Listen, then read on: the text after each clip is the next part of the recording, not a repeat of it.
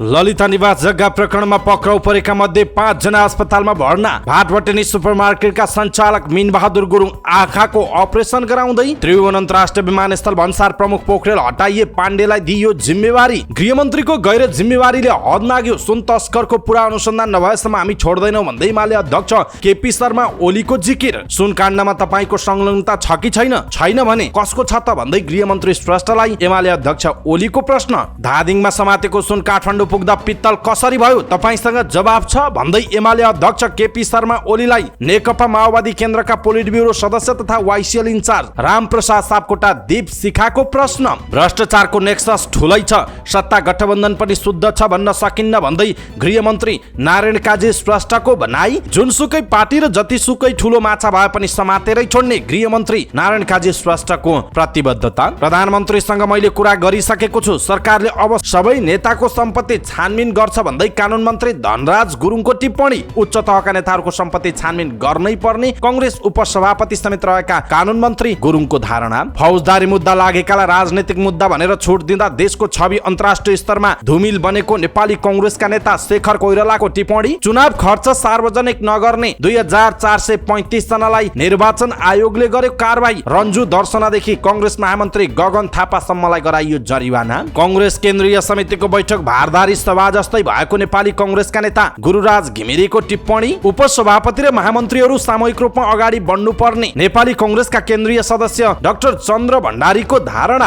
कांग्रेस अब नयाँ ध्रुवीकरणको चरणमा प्रवेश गरेको नेपाली कांग्रेसका प्रमुख सचेतक रमेश लेखकको जिकिर। देशको राजनीतिक अवस्था खराब रहेको विजय कुमार गक्षदारको धारणा। शरणार्थी प्रकरणमा आफूमाथि मिडिया ट्रायल भएको नेपाली कांग्रेसकी केन्द्रीय सदस्य आरजु राणा देउबाको गुनासो। यस्ता मुद्दामा पार्टीले प्रतिरक्षाको रणनीति बनाउन जरुरी रहेको उल्लेख। सत्तारूढ दलको भइसकेपछि सुनपानी छर्केर चोखाउन मिल्ने हो भन्दै नेकपा एमालेका उपमहासचिव प्रदीप गेवालीको प्रश्न। पत्रकार कुटेको आरोप लागेका बझाङ जिल्ला संयोजकलाई राष्ट्रिय स्वतन्त्र पार्टीले गर्यो निलम्बन। सरकारले मुलुकको पछिल्लो राष्ट्रिय सुरक्षा नीति तत्काल सार्वजनिक गर्नुपर्ने विज्ञहरूको सुझाव। लोकसेवा पढाउने 50 भन्दा बढी कर्मचारीसँग सामान्य प्रशासन मन्त्रालयले माग्यो स्पष्टीकरण। निलम्बित डीएसपी ठगबहादुर केसी जागिरबाट बर्खास्त। त्रिभुवन विश्वविद्यालयको इन्ट्रोडक्सन टु टुरिज्म डेभलपमेन्टमा भारतको विषयमा प्रश्न सोधेपछि विवाद। त्रिवी प्रश्नपत्रमा गोलमाल देखियो, कसरी भयो गोलमाल यसको विषयमा पुरै जानकारी। परीक्षा नियन्त्रक भन्छन् यो सामान्य त्रुटि हो, आलोचना भएपछि छानबिन गर्ने भन्दै परीक्षा नियन्त्रण कार्यालयले निकाल्यो विज्ञप्ति। सार्वजनिक स्थलमा गरिएको धार्मिक अनुष्ठानमाथि काठमाडौँ महानगरपालिकाको अवरोध। दाउरा खोज्न गएका बेला नदीमा फँसेका 5 जनाको उद्धार। सम्बन्धमा रहँदा अश्लील भिडियो पठाएर प्रेमीद्वारा मानसिक यातना, युवतीले गुहारिन प्रहरी। प्रेम चलाउने आक्रमणको मुद्दा छिट्टो टुङ्ग्याउन सर्वोच्च अदालतले दियो आदेश। उपप्राध्यापक चलाउनेमाथि कुटपिट प्रकरण पुनः पक्राउ र सम्पत्ति रोक्का बारे सर्वोच्चको आदेश कस्तो छ यसको बारेमा पुरै जानकारी आजको समाचारमा हेर्नुहोस्। राष्ट्रिय आविष्कार केन्द्रलाई यस वर्षको भीमसेन थापा स्मृति पुरस्कार प्रदान। पूर्व मिस नेपाल श्रृङ्खला खतिवडाको गुनासो। 1.5 वर्ष भयो मलाई मान्छेले चिड्याएकै छन्। नेपालले 1 वर्षमा बेच्यो 3.5 अर्बको छुर्पी। शेयर बजार 36 अङ्कले घट्यो। 2 अर्ब 91 करोड रुपैयाँको शेयर कारोबार। अटोमोबाइल क्षेत्रले अपेक्षा गरे अनुरूपको मौद्रिक नीति नआएको अध्यक्ष ध्रुव थापाको टिप्पणी। सम्पर्कविहीन चीनका विदेश मन्त्री बर्खास्त भई, वाङ यीलाई विदेश मन्त्रीको जिम्मेवारी दिइयो। अफगानिस्तानका सबै ब्युटी पार्लर स्थायी रूपमा बन्द, हजारौं महिला बेरोजगार हुँदै। अब टिकटकमा फोटो र भिडियोको साटो अक्षर मात्र लेखेर पनि पोस्ट गर्न पाइने। ब्याट स्टम्प हानेकी भारतीय महिला क्रिकेट कप्तान 2 म्याचका लागि प्रतिबन्धित। जापानमा आयोजना हुने द वकावा कप ब्याडमिन्टन प्रतियोगितामा भाग लिन जाने जुनियर ब्याडमिन्टन टोलीको विदाई आज जापान जाँदै। र समाचार पार्टी हेल्थ टिप्स अन्तर्गत आज हामी मस्तिष्कघातको विषयमा जानकारी दिनेछौँ। मस्तिष्कघात के हो, कसलाई हुन्छ मस्तिष्कघात, कस्ता लक्षण देखिन्छन् र उपचार के छ भन्ने विषयवस्तुमा हेल्थ टिप्स प्रस्तुत गर्छौँ। हामीलाई अन्तिमसम्म हेर्नुहोला। दर्शक महानुभाव नमस्कार। समाचारपाटी.com को न्यूज बुलेटिनमा यहाँलाई हार्दिक स्वागत छ। म प्रहलाद चन्द्र घिमिरे। आज मिति विक्रम सम्वत 2080 साल साउनको 10 गते बुधबार ईस्वी सन् 2023 जुलाई 26 तारिक। आज अधिक साउन शुक्ल अष्टमी, बुधाष्टमी व्रत पनि आज रहेको छ। सदाको चाहिँ आज पनि हामी उपस्थित भएका छौँ आजका मुख्य समाचार, ब्रेकिङ न्यूज अपडेट लगायत मलाई काम लाग्ने हेर्नै पर्ने महत्त्वपूर्ण समाचारहरू लिएर। हाम्रो मेहनतका लागि यो भिडियोमा एउटा लाइक अवश्य गर्नुहोला। दर्शक महानुभाव पलपलको न्यूज अपडेट हेर्नका लागि हाम्रो च्यानललाई तपाईले अहिलेसम्म सब्स्क्राइब गर्नुभएको छैन भने कृपया सब्स्क्राइब सब्स्क्राइब गर्नुहोस् अनि नजिकै आउने बेल आइकनलाई क्लिक गर्नुहोला। दैनिक रूपमा हेर्नुहुन्छ भने रेगुलर भनेर लेख्नुहोला। आज पहिलोचोटि भने फर्स्ट टाइम भनेर लेखिदिनु होला। दर्शक महानुभाव देशभित्रबाट हेरिरहनु भएको छ भने आफूहरूको गाउँ ठाउँ सहर जिल्लाको नाम लेख्नुहोला। विदेशमा हुनुहुन्छ भने कुन देशबाट हेरिरहनु भएको छ त्यो कुरा तलको कमेन्ट बक्समा कमेन्ट गर्नुहोला। आउनुहोस् दर्शक महानुभाव आजका मुख्य समाचार सुरु गरौँ। ललिता निवास जग्गा प्रकरणमा पक्राउ परेका मध्ये 5 जना अस्पतालमा भर्ना भएको प्रसङ्गबाट। ललिता निवास जग्गा प्रकरणमा पक्राउ परेका 22 जना मध्ये 5 जना निरन्तर अस्पतालमा छन्। 69 वर्षीय मीनबहादुर गुरुङ, 70 वर्षीय सुधीर शाह, 82 वर्षीय धर्मप्रसाद गौतम, 48 वर्षीय सिद्धिका खेतान र 77 वर्षीय कलाधर देउजा अस्पतालमा रहेका छन्। यीमध्ये गौतमलाई 24 घण्टा अक्सिजन दिनुपर्छ, अन्यमा पनि अक्सिजन लेभल तलमाथि भइरहने बताइएको छ।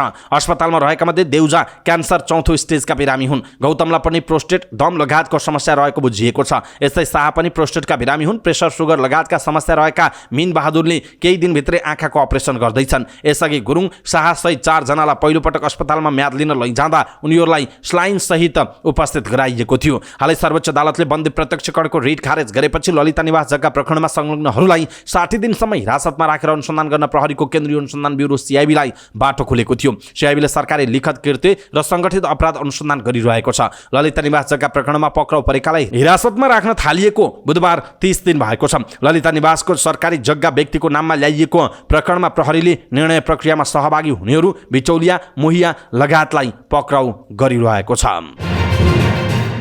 1 क्विन्टल सुन तस्करी प्रकरणपछि अर्थ मन्त्रालयले सहसचिव टेकराज पाण्डेलाई त्रिभुवन अन्तर्राष्ट्रिय विमानस्थलको भन्सार कार्यालयको प्रमुखको जिम्मेवारी दिएको छ। यसअघिका भन्सार प्रमुख अरुण पोखरेललाई हटाएर पाण्डेलाई जिम्मेवारी दिएको अर्थ मन्त्रालयका प्रवक्ता धनीराम शर्माले जानकारी दिनुभयो। पाण्डे आइतबार मात्र राष्ट्रिय किताबखानाको महानिर्देशकबाट अर्थ मन्त्रालयमा सरुवा हुनु भएको थियो। प्रमुखको जिम्मेवारीमा पोखरेल भए पनि उहाँ बिदामा रहनु भएको थियो। उहाँ 2 महिनादेखि छुट्टीमा हुनुहुन्छ। 2079 पुस 10 मा विद्युतीय चुरोट भिपमा राखेर विमानस्थलबाट 9.5 किलो सुन तस्करी भएको प्रकरण अनुसन्धान सुरु भएपछि उहाँ बिदामा बस्नु भएको हो। पोखरेल बिदामा रहेकै बेला 3 साउनमा विमानस्थल पार गरेर करिब 1 क्विन्टल सुन सिनामङ्गलबाट राजस्व अनुसन्धान विभागले बरामद गरेको थियो।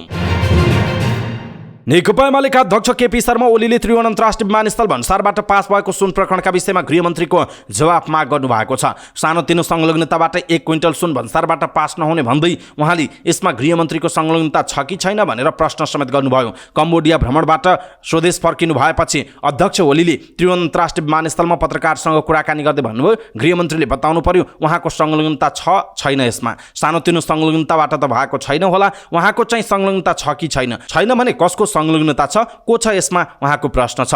गत मंगलबार क्याथे पेसिफिकको उडान मार्फत काठमाडौँ आएको करिब 1 क्विन्टल सुन बुधबार भन्सार जाँच पास भएर बाहिरिसकेको अवस्थामा सिनामङ्गलबाट राजस्व अनुसन्धान विभागले बरामद गरेको थियो। त्यसको पर्सिपल्ट अर्थात् शुक्रबार उप प्रधानमन्त्री श्रेष्ठ त्रिभुवन अन्तर्राष्ट्रिय विमानस्थलको भन्सार कार्यालय अनुगमन गर्न पुग्नु भएको थियो। त्यहाँ एक पत्रकारले भ्रष्टाचारको जालो उच्च राजनैतिक तहसम्म फैलिएको भन्दै गृहमन्त्रीको सम्भावित कदमबारे जिज्ञासा राखेका थिए। त्यसको जवाफ दिने क्रममा मन्त्री श्रेष्ठले सुनकाण्डको अनुसन्धान गर्दै जरासम्म पुग्ने र कुनै टारको वा कुनै कोर्टको भए पनि नछोड्ने प्रतिक्रिया दिनुभएको थियो। कम्बोडिया भ्रमणबाट फर्किएपछि ओलीले गृहमन्त्री श्रेष्ठको यही अभिव्यक्तिलाई लिएर निशाना सान्नु भएको छ। उहाँले मन्त्री श्रेष्ठको यो अभिव्यक्ति अनैतिक र गैर जिम्मेवार भएको बताउनु भयो। उहाँले भन्नुभयो, क्विन्टलका क्विन्टल सुन बाहिर जान्छ, गृहमन्त्री चाहिँ काँक्राको बिया अर्काको गालामा लगेर टाँस्छ मुखैको छेउमा। यो अत्यन्त अनैतिक क्रियाकलाप हो। गृहमन्त्रीको क्रियाकलाप गैर जिम्मेवार। आफू गृहमन्त्री भएर यसको भए पनि उसको भए पनि यस्ता खालका गैर जिम्मेवार कुरा गरेर हिँड्ने गृहमन्त्रीले उहाँको प्रश्न छ। उहाँले जथाभावी नबोल्न गृहमन्त्री श्रेष्ठलाई सचेत गराउनु भयो। उहाँले अघि भन्नुभयो, यत्तिकै अर्काको गालामा काँक्राको बिया टाँस्ने होइन, म उहाँलाई सचेत गराउन चाहन्छु। गृहमन्त्रीको हैसियतले उहाँले बोल्दाखेरि तरिका पुर्याएर बोल्नुपर्छ।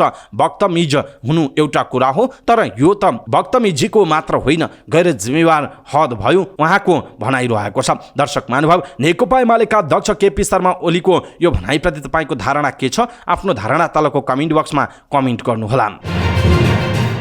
यसैबीच नेकपा एमालेका अध्यक्ष केपी शर्मा ओलीले त्रिभुवन अन्तर्राष्ट्रिय विमानस्थलबाट 1 क्विन्टल सुन बाहिरिएको बारेमा उपप्रधान एवं गृहमन्त्री नारायण काजी श्रेष्ठले दिएको अभिव्यक्ति प्रति आपत्ति जनाउनु भएको छ र उहाँले गृहमन्त्री प्रति नै आशंका व्यक्त गर्नु भएको छ। तपाईको संलग्नता छ कि छैन भन्ने खालको प्रश्न पनि गर्नु भएको छ। कम्बोडियाको भ्रमण गरेर स्वदेश फर्किएसँगै त्रिभुवन अन्तर्राष्ट्रिय विमानस्थलमा सञ्चारकर्मीसँग कुराकानी गर्दै उहाँले गृहमन्त्रीको संलग्नता छ कि छैन गृहमन्त्रीले जवाफ दिनुपर्ने, यदि उहाँको संलग्नता छैन भने कसको संलग्नता छ भनेर जवाफ दिनुपर्ने ओलीले चेतावनी पनि दिनुभएको छ। उहाँले एक सञ्चार माध्यमले उक्त सुन तस्करी प्रकरणको समाचारमा आफ्नो फोटो राखेको प्रति आपत्ति जनाउनुभयो। उहाँले नेपाल च्याम्बर अफ कमर्सको अधिवेशनमा खिचिएको फोटो जोडेर आफ्नो भ्रामक प्रचार गरिएको प्रति आपत्ति जनाउनुभयो। सुन तस्करीको विषयलाई छोप्न गृहमन्त्रीले कुराहरू मोड्ने काम गरिरहेको बताउनुभयो। उहाँले अनियमितता गर्नेहरूलाई छुट नहुने पनि बताउनुभयो। ओलीले सुनकाण्डको सिलसिलाको कारबाही अन्तिमसम्म नपुर्याइकन एमाले नछोड्ने चेतावनी दिनुभयो। उहाँले सुन बोक्ने भन्दा पनि बोक्न लगाउनेहरूलाई समातेर कारबाही नगरेसम्म एमाले चुप लागेर नबस्ने चेतावनी दिनुभएको छ।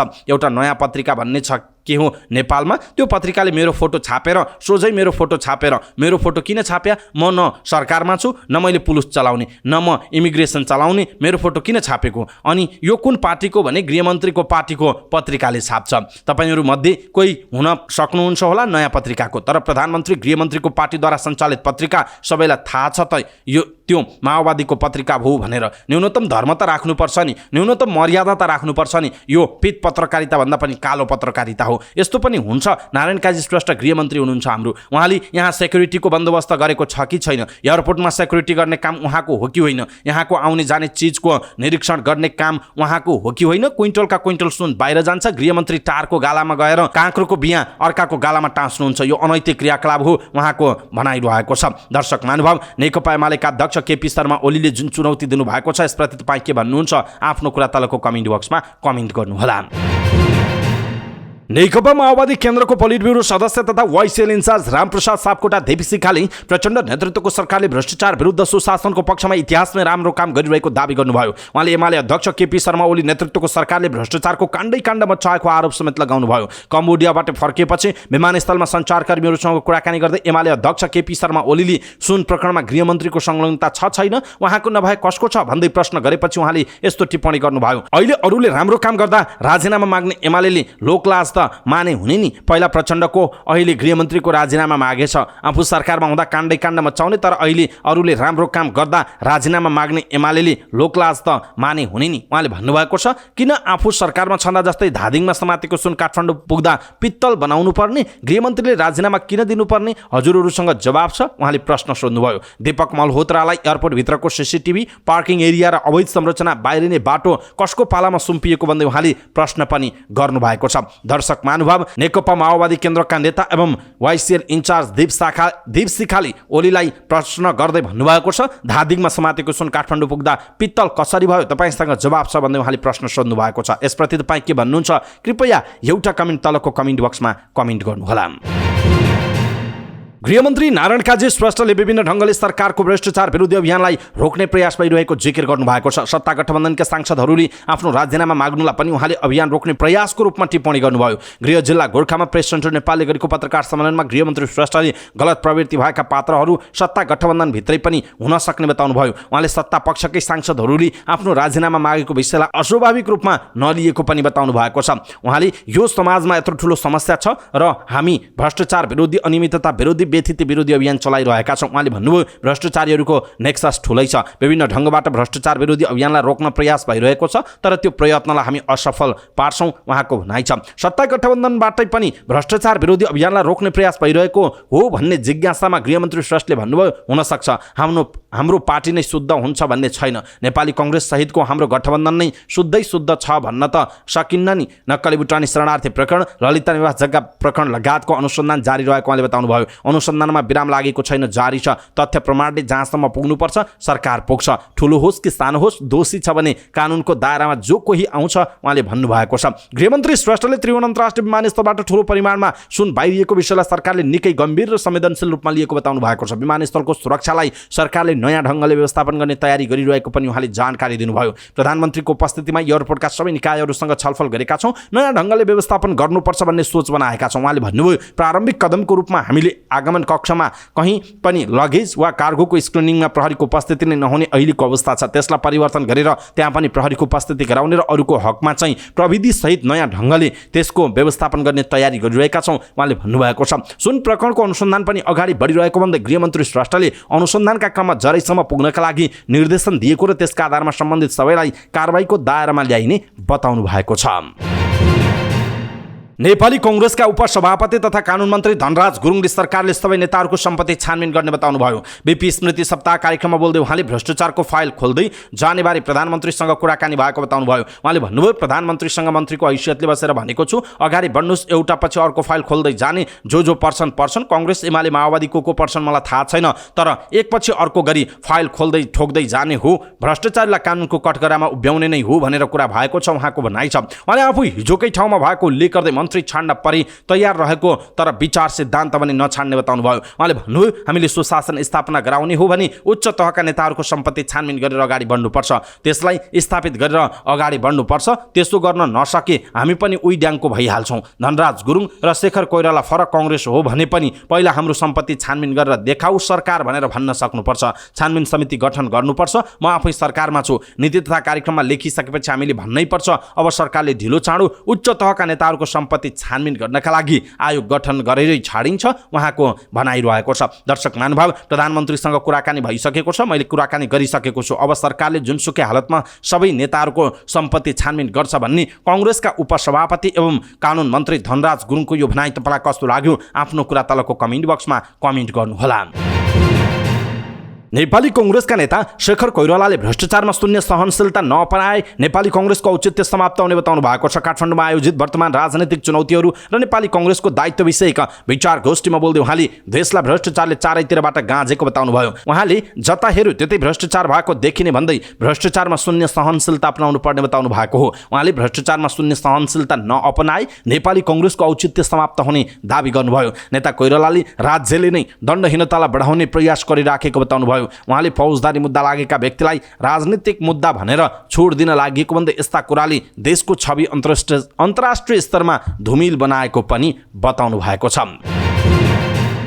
निर्वाचन आयोगले गत मङ्सिरमा सम्पन्न चुनावको खर्च विवरण सार्वजनिक नगर्ने उम्मेदवारलाई जरिवाना गरेको छ। प्रतिनिधि सभा र प्रदेश सभातर्फका गरी 2435 उम्मेदवारलाई 15,000 का दरले जरिवाना गरिएको हो। उम्मेदवारहरूलाई आयोगले गत वैशाख 4 गतिको निर्णय अनुसार निर्वाचन खर्चको विवरण सार्वजनिक गरी त्यसको जानकारी दिन निर्देशन दिएको थियो। तोकिएको समयावधिभित्र निर्वाचन खर्चको विवरण सार्वजनिक नगर्ने प्रतिनिधि सभातर्फका 1037 जना र प्रदेश सभातर्फका 1398 जना उम्मेदवारलाई निर्वाचन कसुर तथा सजाय ऐन 2073 दफा 31 को उपदफा 4 बमोजिम 15,000 रुपैयाँका दरले जरिवाना गर्ने निर्णय गरिएको जनाइएको छ। आयोगले नेपाली कांग्रेसका महामन्त्री एवं प्रतिनिधि सभा सदस्य गगन थापा, विजय कुमार गक्षदार, राष्ट्रिय स्वतन्त्र पार्टीका शोभिता गौतम, नेकपा एमालेका नेता राजन भट्टराई, पूर्व मुख्यमन्त्री शेरधन राई, नेकपा माओवादी केन्द्रका उपमहासचिव गिरिराज मणि पोखरेल, खानेपानी मन्त्री महेन्द्र राय यादव लगायतलाई खर्च विवरण नबुझाएकोमा आयोगले जरिवाना तोकेको छ। त्यस्तै माओवादी केन्द्रकी नेत्री अनुसारी घरती, राप्रपाका नेता रविन्द्र मिश्र, रासोपाका रमेश खरेल, पुकार बम, विवेकशील साझा पार्टीका महासचिव रञ्जु दर्शना न्यौपानी, विवेकशील साझाका मिलन पाण्डे, एमालेका नेता सर्वेन्द्र खनाल, रासोपा सांसद शिशिर खनाल, गणेश पराजुली, विराज भक्त श्रेष्ठ,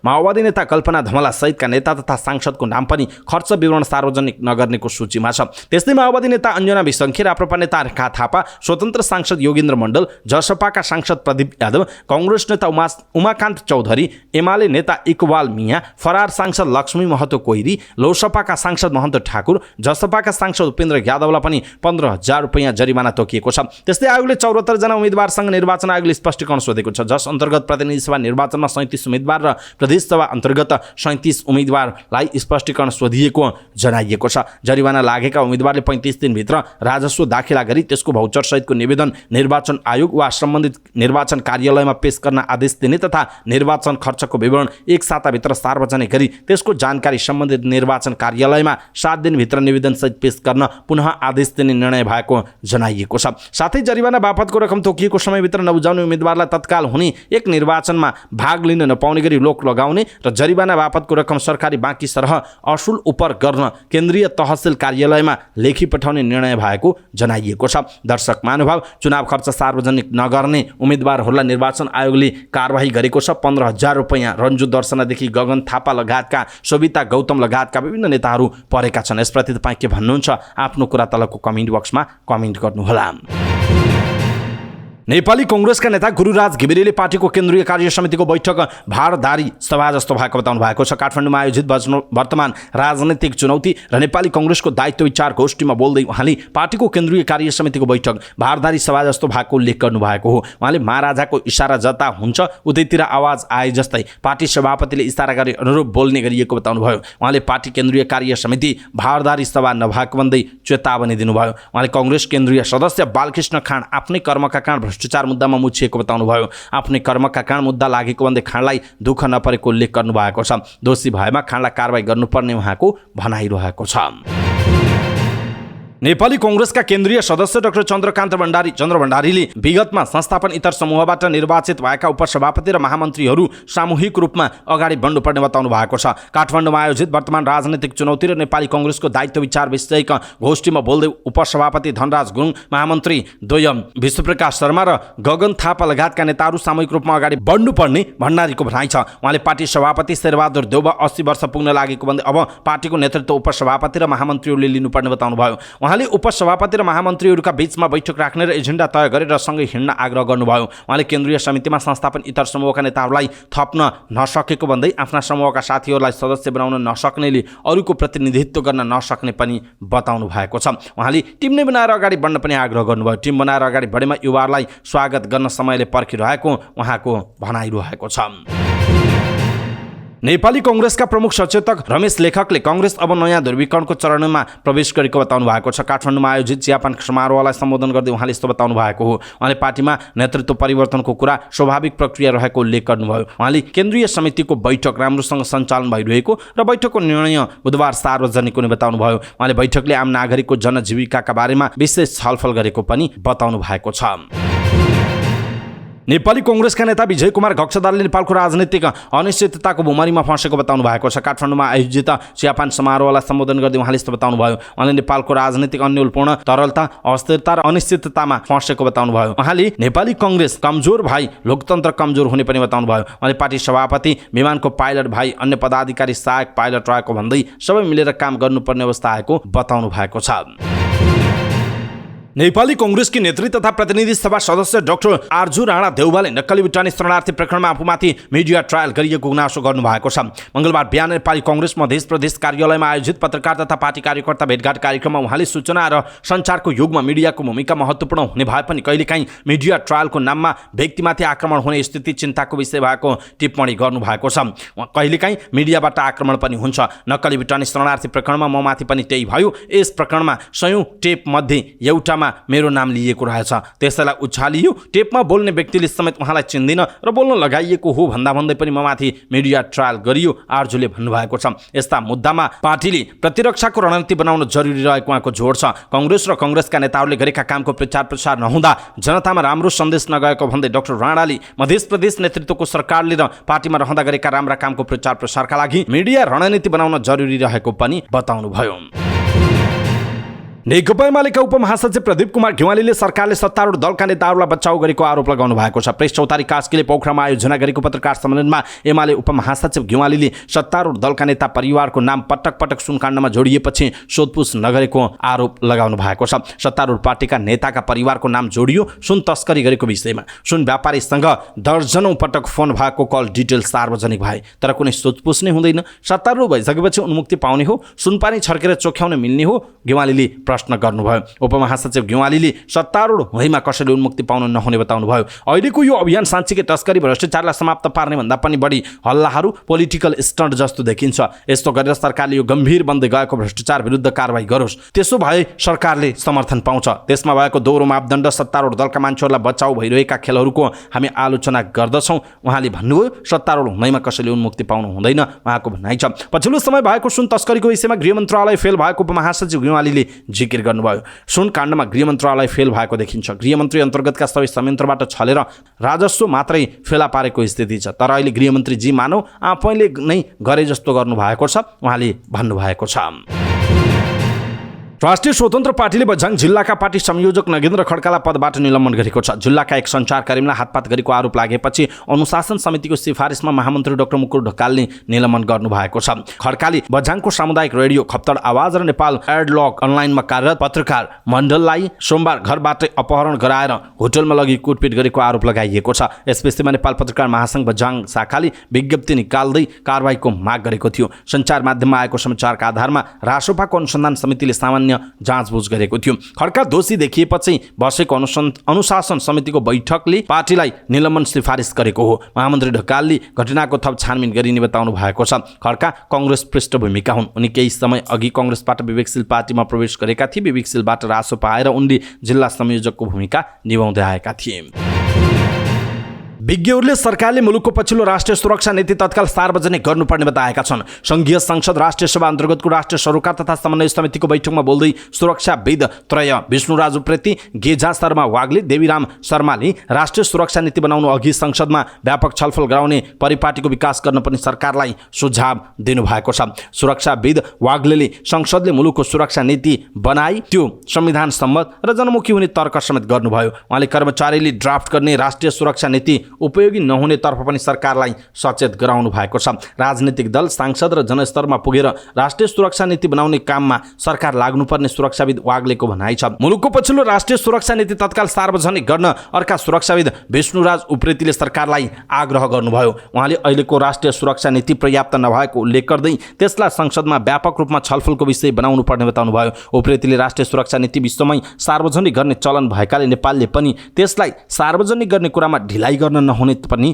तर्क गर्नुभयो। सरकारले राष्ट्रिय सुरक्षा नीति अनुसार काम नगरेको निष्कर्ष पनि सुरक्षाविदहरूले लगाएका छन्।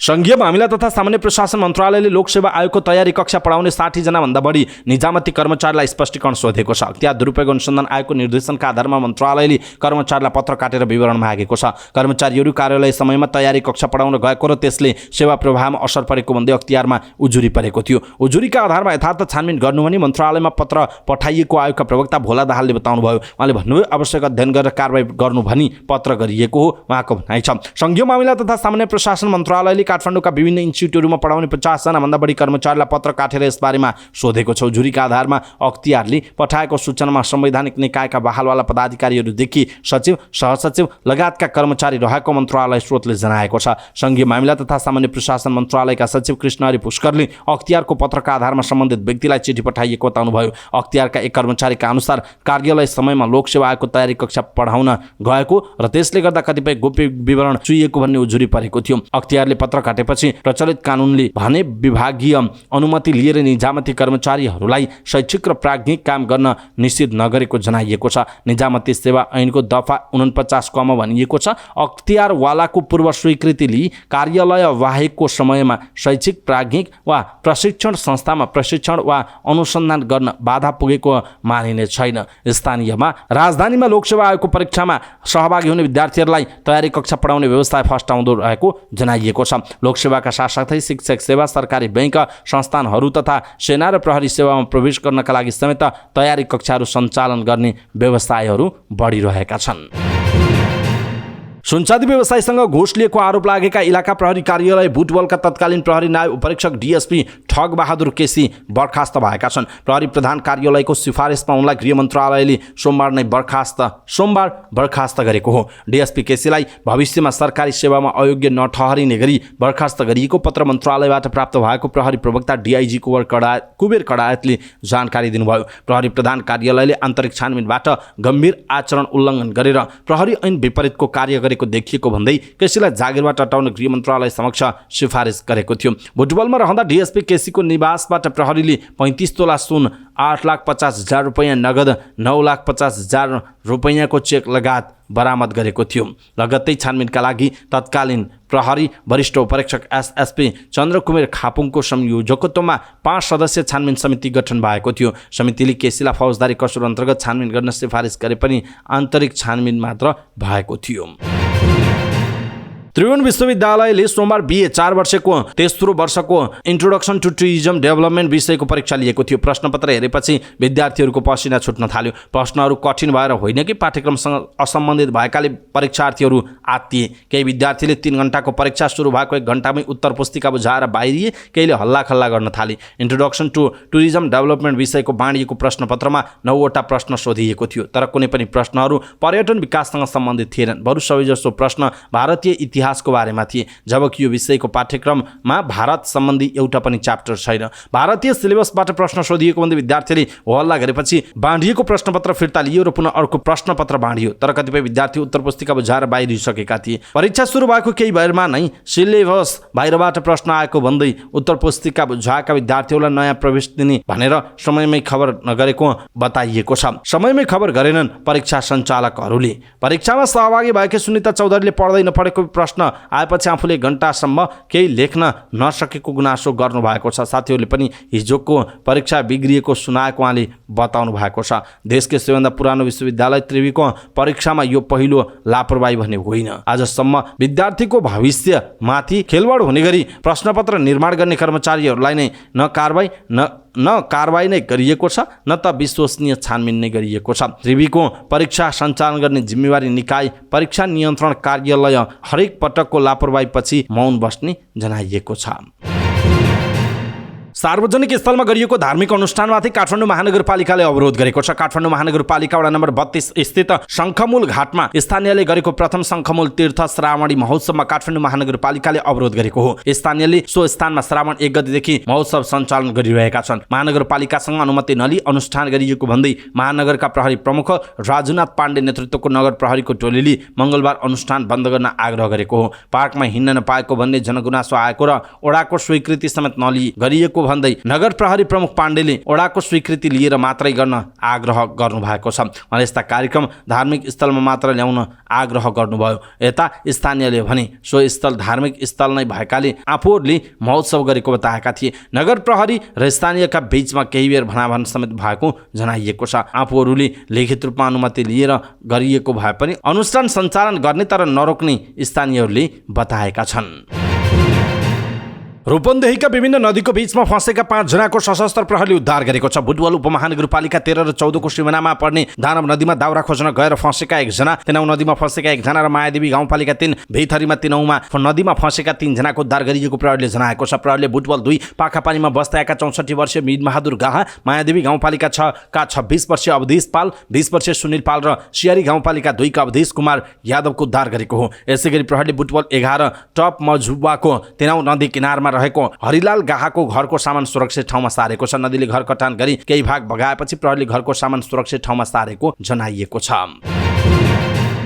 सम्बन्धमा रहँदा खिचिएका अश्लील भिडियो पठाएर मानसिक यातना दिएको भन्दै एक युवतीले प्रेमी विरुद्ध प्रहरी गुहारेकी छिन्। उजुरीपछि दोलखा भीमेश्वर नगरपालिकाका 38 वर्षीय अशोक खनाल नाम परिवर्तनलाई प्रहरीले पक्राउ गरेको छ। प्रहरीको साइबर ब्युरोले उनलाई पक्राउ गरेको हो। युवतीका अनुसार उनीहरू 3 वर्षदेखि प्रेम सम्बन्धमा थिए, तर पछिल्लो समय अशोकको व्यवहारमा परिवर्तन आएको र कोठामा बोलाएर गाली गर्ने कुटपिट गर्ने गरेको जारीमा उल्लेख गरिएको छ। उनले आफूलाई युवक लागु औषध सेवनकर्ता जस्तो लागेपछि टाढिँदै गएको बताएका छन्। त्यसपछि युवकले सम्बन्धमा रहेका बेला खिचिएका अश्लील भिडियो र तस्बिरहरू आफू र आफन्त साथीभाइलाई पठाएर बेइज्जती गरेको जारीमा युवतीले उल्लेख गरेकी छिन्। प्रहरीले आरोपीको मोबाइलबाट केही भिडियो समेत बरामद भएको जनाएको छ। त्यो युवक विरुद्ध 1 लाख रुपैयाँसम्म जरिवाना र 5 वर्ष कैद वा दुवै सजाय माग दाबी सहित काठमाडौँ जिल्ला अदालतमा मुद्दा दायर गरिएको जनाइएको छ।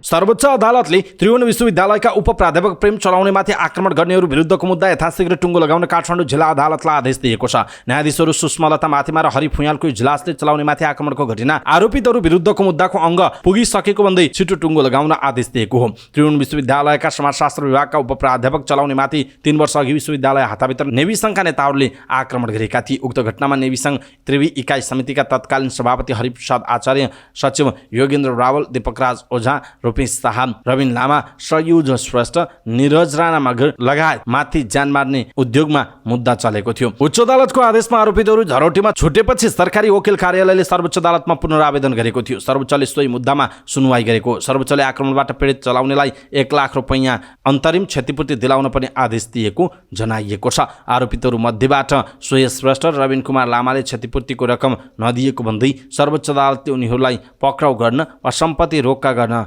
आदेश गरेको थियो।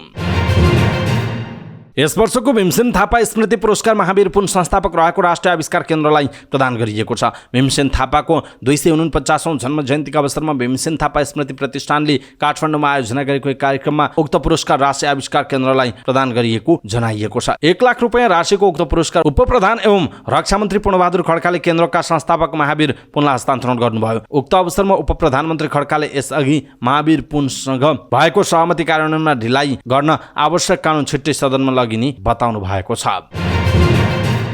यस्तो लाग्छ पूर्व मिस नेपाल श्रृङ्खला खतिवडा र गसिब एकअर्काका पर्याय हुन्। उनी सधैँजसो मिडिया लाइमलाइटमा हुने गर्छन्। अमेरिकामा पढाइसकेर हालै नेपाल फर्किएकी श्रृङ्खला पछिल्लो समय सम्बन्धलाई लिएर चर्चामा छन्। प्राय सामाजिक सञ्जालमा आउने चर्चालाई लिएर मौन रहन रुचाउने श्रृङ्खला यसपटक भने मुखर सुनिएकी छिन्। सञ्जय गुप्ताको पछिल्लो पडकास्ट एपिसोडमा उनले आफूलाई लिएर सामाजिक सञ्जालमा हुने गसिप र आलोचनाबारे बोलेकी छिन्।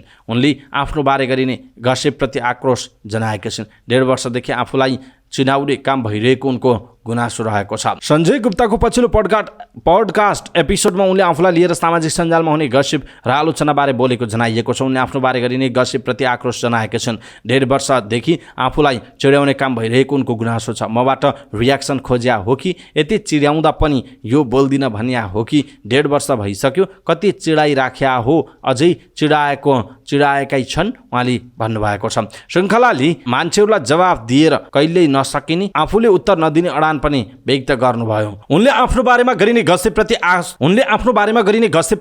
आक्रोश जनाएका छिन्। 1.5 वर्षदेखि आफूलाई चिड्याउने काम भइरहेको उनको गुनासो छ। मबाट रियाक्सन खोज्या हो कि यति चिडाउँदा पनि यो बोल्दिन भन्या हो कि 1.5 वर्ष भइसक्यो, कति चिडाइराख्या हो, अझै चिडाएका छन् उहाँले भन्नुभएको छ। श्रृङ्खलाले मान्छेलाई जवाफ दिएर कहिले नसकिने र आफूले उत्तर नदिने अडान पनि व्यक्त गरेका छन्। के खोजिराखेका छन् थाहा छैन, तर त्यसको उत्तर मसँग छैन, दिँदा पनि दिन्न, कारण नै छैन। व्यक्तिगत जीवन कति खोतल्न खोज्या कि म पब्लिक पर्सन हो थाहा छ, तर म मिस नेपाल हुन्छु भनेर साइन गर्दाखेरि लाइफको सबै कुरा खोतल्छु भनेर साइन गरे जस्तो लाग्दैन। कसैलाई केही बिगार्या छैन, कति पछि पर्या हुन्, केही पनि उत्तर छैन दिनलाई, के उत्तर दिने उनले आक्रोश सुनाए। उनले आक्रोशित सुनिन्। मानिसमा सोचको समस्या रहेको श्रृङ्खलाको तर्क छ। उत्तर दिए पनि पुग्दैन कहिले पनि, त्यो मेन्टालिटीको प्रब्लम हो, मेरो प्रब्लम होइन। जे उत्तर दिए पनि मैले चेन्ज गर्न सक्दिनँ। हनुमानले जसरी छाती चिरेर देखाए त्यो पनि पर्याप्त हुँदैन उनले भनेका छिन्। जति धेरै जनाले चिन्न थाल्नुहुन्छ त्यति धेरै विचार सृजना हुन्छ।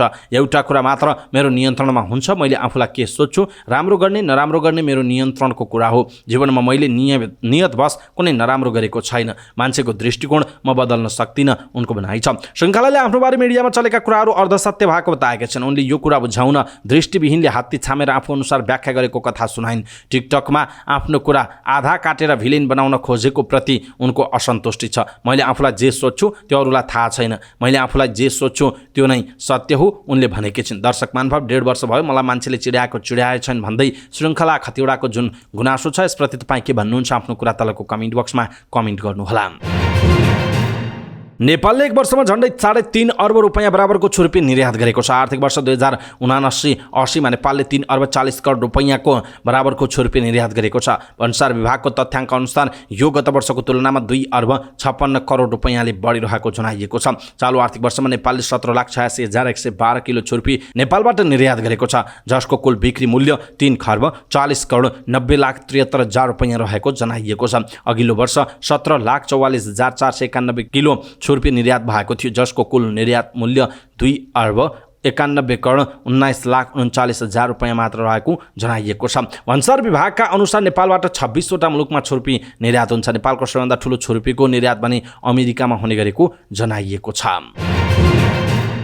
लगातार दोस्रो दिन पनि शेयर बजारमा उच्च अङ्कको गिरावट आएको छ। नेपाल राष्ट्र बैंकले मौद्रिक नीति सार्वजनिक गरेको दिन बढेको बजार त्यसपछि भने निरन्तर घटिरहेको छ। मंगलबार 36.19 अङ्कले घटेको बजार 2164.21 अङ्कमा झरेको छ। मंगलबार होटल र पर्यटन उपसूचक बाहेक सबै उपसूचकको मूल्य घटेको छ। मंगलबार 267 धितोपत्रको 53,570 कारोबारबाट 77,16,277 किता शेयर किनबेच भएको छ। 2,91,07,32,000 रुपैयाँको कारोबार भएको जनाइएको छ। घट्दो बजारमा पनि किसान लघुवित्त वित्तीय संस्थाको कारोबार सकारात्मक सर्किट लेभलमा भएको छ। City Hotel, River Falls, Unilever सहितका धितोपत्रको धेरै मूल्य बढेको जनाइएको छ। नोबेल डिबेन्चर, बीपीडब्ल्यू लघुवित्त, सानिमा डिबेन्चर, सिटिजन्स बैंक सहितका धितोपत्रको मूल्य धेरैले घटेको छ। Soaltee Hotel, Shivam cement, Global IME, Everest Bank, Kumari Bank सहितका धितोपत्रको धेरै कारोबार भएको जनाइएको छ। नाडा अटोमोबाइल एसोसिएसन अफ नेपालका अध्यक्ष ध्रुव थापाले अटोमोबाइल क्षेत्रले अपेक्षा गरे अनुरूपको मौद्रिक नीति नआएको बताएका छन्। नाडाका अध्यक्ष थापाले राष्ट्र बैंकले जारी गरेको मौद्रिक नीतिले अटोमोबाइल क्षेत्रले दिएको सुझाव र अपेक्षा अनुसारको मौद्रिक नीति नआएको बताउनुभयो। न्युज एजेन्सी नेपालसँग मौद्रिक नीतिबारे प्रतिक्रिया दिँदै अटोमोबाइल क्षेत्रलाई मौद्रिक नीतिले उपेक्षा गरेको उहाँले बताउनुभयो। उहाँले अटोमोबाइल क्षेत्रले मौद्रिक नीतिबाट धेरै अपेक्षा गरेको भए पनि अर्थतन्त्र सकारात्मक हुँदा समेत अपेक्षा अनुरूपको मौद्रिक नीति पाउन नसकेको गुनासो गर्नुभएको छ। उहाँले लामो समयदेखि थला परेको अटोमोबाइल क्षेत्रले हायर पर्चेज कर्जाको जोखिम भार र लोन टु भ्यालु रेसियो र चालु पुँजी कर्जामा सहजीकरणको माग राख्दा पनि राष्ट्र बैंकले सम्बोधन गर्न नसकेको बताउनु भएको छ।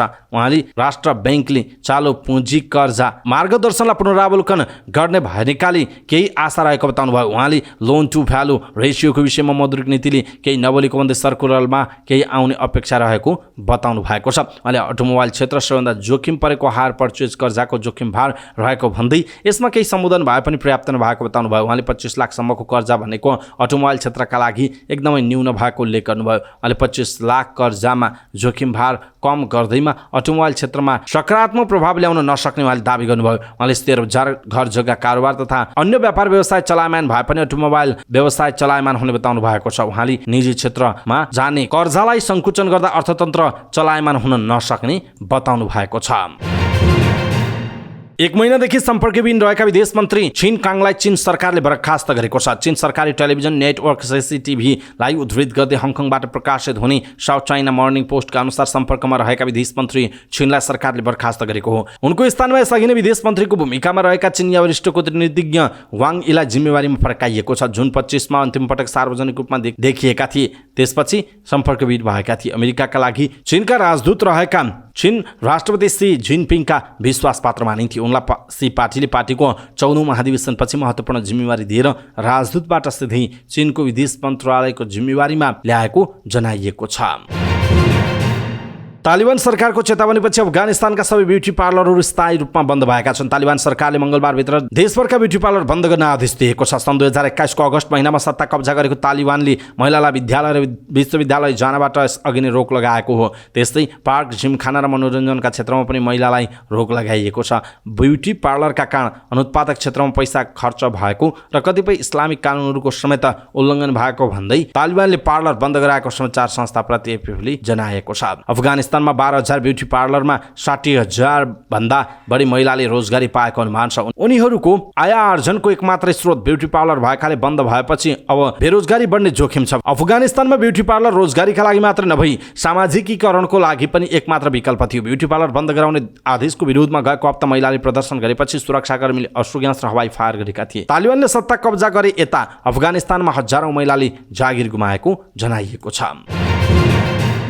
पछिल्लो समयमा अत्यन्त लोकप्रिय तथा भाइरल भिडियो स्ट्रिमिङ एपको रूपमा रहेको टिकटकमा अब टेक्स्ट अर्थात् अक्षरहरू मात्रै पनि पोस्ट गर्न सकिने भएको छ। सोसियल मिडिया प्लेटफर्महरू बीच चर्किरहेको प्रतिस्पर्धाका बीचमा टिकटकले अब भिडियो वा फोटो बिना अक्षर मात्रैका पोस्ट पनि गर्न सकिने सुविधा ल्याएको छ। स्मरण रहोस्, टिकटकले स्पोटिफाई तथा एप्पल म्युजिक जस्ता प्रतिस्पर्धी सङ्गीत प्लेटफर्महरूसँग प्रतिस्पर्धामा उत्रनका लागि जुलाई महिनाको सुरुवातमा नयाँ म्युजिक स्ट्रिमिङ सर्भिस सुरु गरेको थियो। अब टिकटक प्रयोगकर्ताले टिकटकमा कुनै सामग्री पोस्ट गर्न चाहँदा 3 वटा विकल्प प्राप्त गर्नेछन्, जसमा फोटो, भिडियो भिडियो वा टेक्स्ट मध्ये एउटा विकल्प रोज्न पाइन्छ। साथै प्रयोगकर्ताले आफ्नो पोस्टमा आवाज, लोकेसन वा डुएट समेत थप गरी पोस्टलाई कस्टमाइज पनि गर्न सक्नेछन्। टिकटकका अनुसार यी फिचरले टेक्स्ट मात्रैका पोस्टलाई पनि भिडियो वा फोटोको जस्तै पोस्ट जस्तै अन्तर्क्रियात्मक तथा डायनामिक बनाउने टिकटकले दाबी गरेको छ। चिनिया कम्पनी वाइट डान्सको स्वामित्वमा रहेको टिकटकले हालै ब्राजिल र इन्डोनेसियामा टिकटक म्युजिक नामक नयाँ म्युजिक स्ट्रिमिङ सर्भिस समेत लन्च गरेको थियो।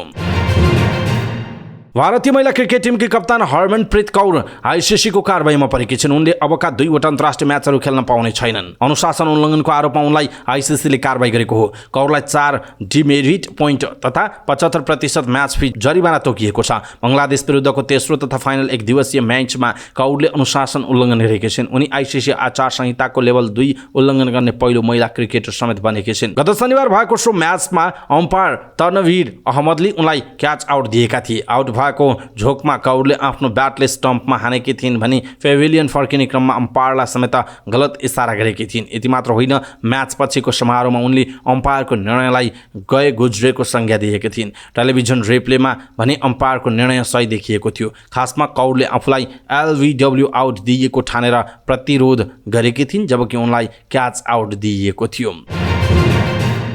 जापानमा आयोजना हुने द वकावा कप ब्याडमिन्टन प्रतियोगितामा भाग लिन जाने जुनियर ब्याडमिन्टन टोलीलाई बिदाई गरिएको छ। जापानको नागा योकाइक्यो सिटीका मेयर कोन्गो नाकाकोजीको निमन्त्रणा तथा मोहन भूगोल ब्याडमिन्टन फाउन्डेसनका संस्थापक भूगोल गुरुङको पहलमा जुनियर टोली जापान जान लागेको जनाइएको छ। जुलाई 27 देखि अगस्त 2 सम्म हुने उक्त प्रतियोगितामा भाग लिने 11 खेलाडी सहित 15 सदस्यीय टोली बुधबार जापान प्रस्थान गर्ने जनाइएको छ। टोलीमा 6 बोइज र 5 गर्ल्स खेलाडी रहेका छन् भने 2 जना प्रशिक्षक र 1 जना सल्लाहकार टिम लिडरमा भूगोल गुरुङ रहने जनाइएको छ। समाचार पार्टी न्यूज बुलेटिनमा पालो भएको छ समाचार पार्टी हेल्थ टिप्स। आजको समाचार पार्टी हेल्थ टिप्समा हामीले यहाँहरूलाई मस्तिष्कघात के हो, कसरी हुन्छ, कस्ता व्यक्तिलाई हुन्छ र उपचारको अवस्था के छ भनेर जानकारी दिनेछौँ। हामीलाई अन्तिमसम्म हेर्नुहोला। सबै नेपालीहरू माझ पुर्याउनका लागि यो हेल्थ टिप्स आफ्नो फेसबुक, ट्विटर लगायतका सामाजिक सञ्जालमा सेयर गर्न नबिर्सिनुहोला। तथ्याङ्कले देखाउँछ कि विश्वमा प्रति 40 सेकेन्डमा 1 जना स्ट्रोक मस्तिष्कघात हुने गरेको छ। त्यस्तै प्रत्येक 4 व्यक्तिमा 1 जना कुनै न कुनै व्यक्तिमा स्ट्रोकको समस्याबाट पीडित हुने देखिएको छ। विश्वमा हृदय रोग लागेपछि मृत्युको दोस्रो कारण हो मस्तिष्कघात। दीर्घकालीन रूपमा अशक्त बनाउने पहिलो कारण मस्तिष्कघातलाई लिइन्छ। सरस्वती सुन्दा त डर लाग्छ, तर यदि लक्षण देखिन साथ उपचार गर्ने हो भने मस्तिष्कघातबाट बच्न सकिन्छ अनि सामान्य जीवनमा फर्कन सकिन्छ। त्यसो के हो त मस्तिष्कघात? मस्तिष्कमा रक्त सञ्चार बन्द हुने वा अचानक मस्तिष्कमा रगतको नसा फुट्ने आपतकालीन अवस्थालाई मस्तिष्कघात भनेर भनिन्छ। सामान्यतया मस्तिष्कघात 2 किसिमको हुन्छ, एउटा इस्केमिक स्ट्रोक र अर्को हेमोरेजिक स्ट्रोक। मस्तिष्कको नसा बन्द भई रक्त सञ्चार 81 बन्द हुने क्रमलाई इस्केमिक स्ट्रोक भनिन्छ। यस्तोमा मस्तिष्कले अक्सिजन र पोषण रगत पाउँदैन। यी 2 बिना दिमागको कोष बिस्तारै मर्दै जान्छन्। यस्तै मस्तिष्कमा 81 रगतको नसा फुटेर रगत प्रवाह हुनुलाई हेमोरेजिक स्ट्रोक भनिन्छ। नतिजा बगेको अत्याधिक रगतले दिमागको तन्तुहरूलाई दबाव दिई क्षति पुर्याउँछ। यी 2 मस्तिष्कघातमध्ये धेरैलाई इस्केमिक स्ट्रोक हुने गर्छ।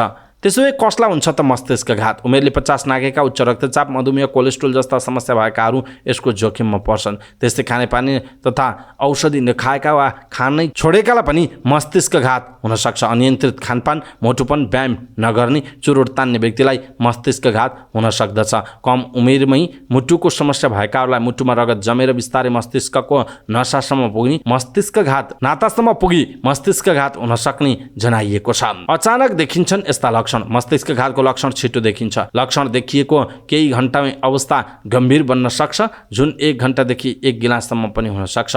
1 बोतल कठिन हुनु, मुख बाहिर आउनु र बोली लडबडाउनु, शरीरको एक भाग अचानक कमजोरी महसुस हुनु, अचानक टाउको दुख्नु, 1 वा 2 आँखाले हेर्नमा कठिनाइ हुनु, हिँड्न, बस्न र उठ्न नसक्नु वा शरीरले आफ्नो सन्तुलन गुमाउनु, नसा फुटेर रक्तस्राव हुनु पूर्व अत्याधिक टाउको दुख्ने, बेहोस हुने लगायतका लक्षण पनि देखिन्छन्। यी लक्षण 81 देखिए तुरुन्तै अस्पताल गइहाल्नुपर्छ। खास गरी नसा खोल्नका लागि उपकरण भएको अस्पतालमा जानु उत्तम हुन्छ, किनभने लक्षण देखिएको 24 घण्टाभित्रै बिस्तारै मस्तिष्कको कोष मर्दै जाने हुँदा 1 मिनेटको महत्त्व हुन्छ। मरिसकेको तन्तु वा नसालाई केही गर्न नसके पनि बाँकी भएकालाई नसामा भएको अवरोध खोलेर रक्त सञ्चार भने गराउन सकिन्छ। यसले बिरामी बाँच्ने सम्भावना बढ्छ।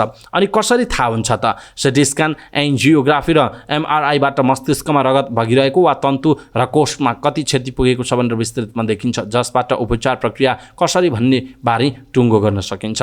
त्यसो भए के छ त उपचार? इस्केमिक स्ट्रोक भएका मस्तिष्कको सानो नसा बन्द भएको हुनसक्छ, जसमा थ्रोम्बोलाइसिस औषधि दिएर जमेको रगतको ढिक्कालाई पगाल्न सकिन्छ। तर ठुलो नसा बन्द भएको अवस्थामा औषधिले पगाल्न सकिँदैन, तर सो औषधि ठुलो नसा बन्द भएकालाई पनि दिइन्छ। तीमध्ये 5% व्यक्तिमा मात्र पगाल्ने सम्भावना हुने जनाइएको छ। चिरफार गरेर गरिने शल्यक्रिया जस्तो अस्पतालमा भए पनि बिना चिरफार गरिने मेकानिकल थ्रोम्बोटोमी विधि नेपालमा रहेको छैन। यसको उपचार खर्च अलि महँगो नै छ। यसको जरुरी उपकरण एकदमै महँगो हुने भएकाले पनि उपचार खर्च बढेको। यद्यपि सरकारी तवरबाट यस्तो मेसिन ल्याउन सके र सरकारी अस्पतालमा पनि यो सुविधा दिन सके धेरै सर्वसाधारणले बिना चिरफार मस्तिष्कघातको उपचार पनि गर्न पाउने थिए। दर्शक महानुभाव, टाउको नचुरी मस्तिष्कघातको उपचार सम्भव छ कि छैन भन्ने विषयवस्तुमा हामीले हेल्थ टिप्स यहाँहरूमाझ प्रस्तुत गर्यौँ। तपाईँलाई कस्तो लाग्यो आफ्नो कुरा तलको कमेन्ट बक्समा कमेन्ट गर्नुहोला। सबै नेपालीहरूमाझ पुर्याउनका लागि हाम्रो च्यानललाई तपाईले अहिलेसम्म सब्स्क्राइब गर्नुभएको छैन भने कृपया सब्स्क्राइब गर्नुहोस् अनि नजिकै आउने बेल आइकनलाई क्लिक गर्नुहोला। पलपलको न्युज अपडेटका साथ समाचारपाटी.com को न्युज बुलेटिन नेपाली समयअनुसार आज साँझ 6 बजे लिएर फेरि हामी उपस्थित हुनेछौँ।